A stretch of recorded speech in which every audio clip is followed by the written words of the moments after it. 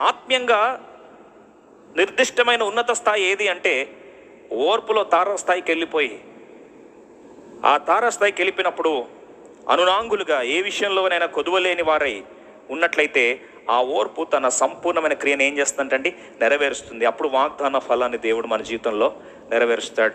అయితే ఈరోజు గమనించాల్సిన ప్రాముఖ్యమైన సత్యం ఏంటంటే వాగ్దానాలు ఎవరికి పడితే వారికి దేవుడు అవలీలగా కాకతాళీయంగా టైంపాస్కి ఇచ్చే దేవుడు కాదండి.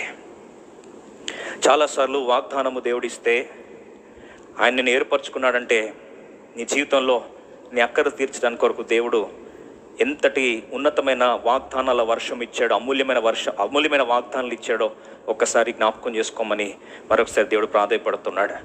ఈ అమూల్యమైన తన మహిమయుక్తమైన వాగ్దానాలను దేవుడు మనకు దయచేసి ఈ వాగ్దానాల ద్వారా వాగ్దాన ఫలమును పొందడానికి ఓర్పు పరీక్షలో చాలాసార్లు చల్లరిపోయావా ప్రియ సోదరి సోదరుడా?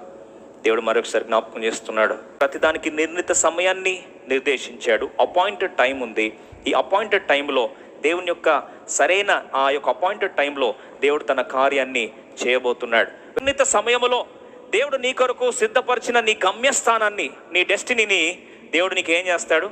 బయలుపరుస్తాడు. అయితే అంతవరకు నువ్వు ఏం చేయాలి? ఓపికగా ఉండాలి. ఓరిమి అవసరమై ఉన్నది. ఇంకో మాటలో చెప్పాలంటే you need to have patience.